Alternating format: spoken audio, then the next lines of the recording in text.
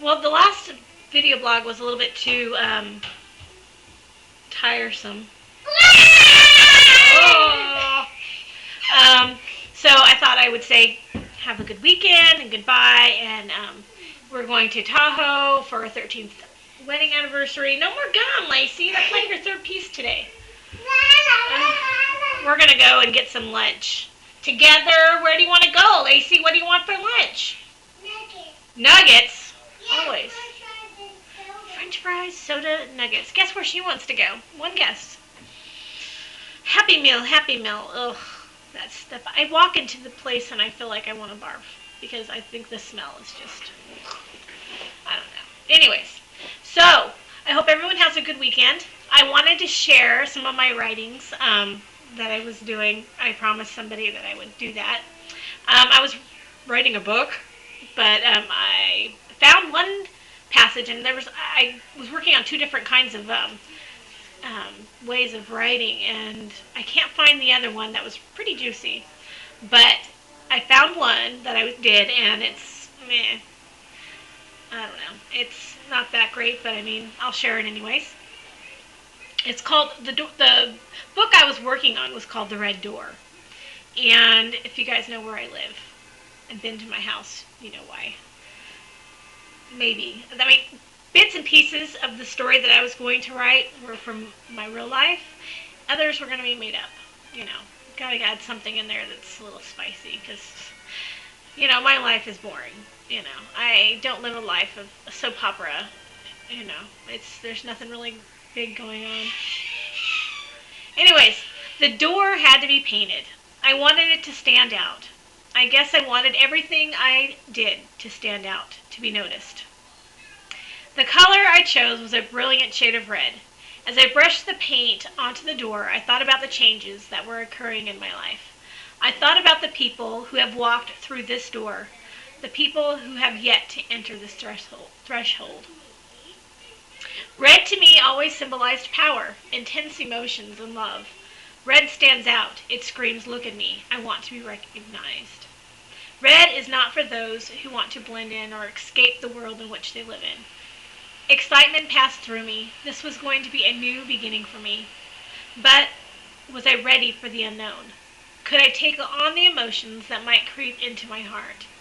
Nothing can come in unless I was willing to let it do so.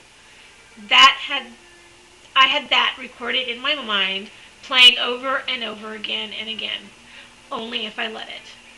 Winter was almost over. The next month, spring would arrive, and I would welcome it with open arms. I had been tired of the Northern California rainy weather. There had been more that winter than we had seen in decades. It was time for a change, and I thought I was ready. Anyway, that was just a little passage. It's, you know, nothing exciting or anything, but just I don't know what happened to the other one that I was working on. I had a couple different things that I had been working on, and I can't find it. So maybe next time I will have found it and read a little bit of it to you.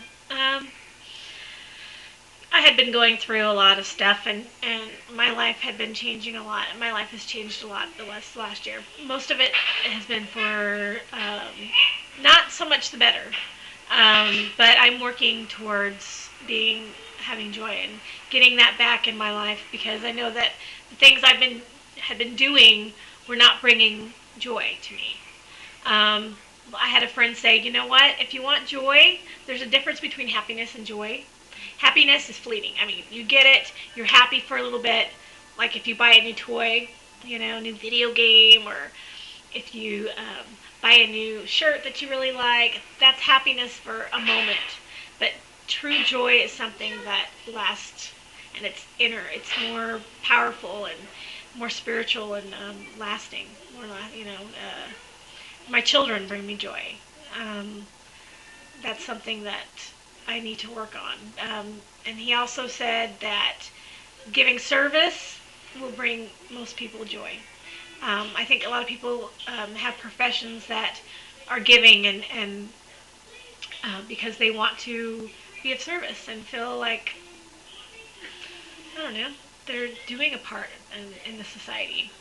Um, so my sister is helping me um, get into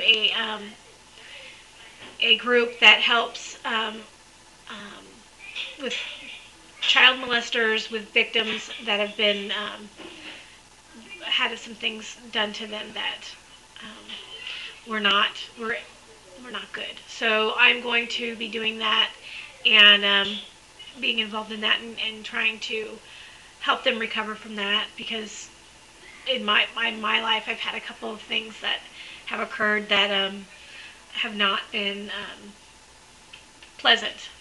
So I figured instead of being on MySpace all the time or YouTube, I could be doing something productive and helping those victims of rape, of molestation and things like that, and finding those perverts that need to be caught and bring justice to those who need it. So that's gonna be my new thing. And I'll let you guys know about that. My husband really wants me to quit MySpace, and for the first time, I've actually really considered it, because it's not something that I haven't been productive. It's not been something that has really helped me fulfill things that I feel are missing in my life. So anyway, wow, I wanted this to be a good blog, not a downer blog. But anyway, I don't get to see a lot of you, and I miss you guys. So call me, give me a call and stuff.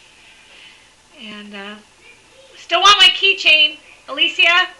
You know, if the CDF club isn't going to be going on because nobody's ever around to do anything, you know, it's not right. Well, guys, we'll talk to you later. You guys be safe and everything. So we'll talk to you later. Have a good one. Bye.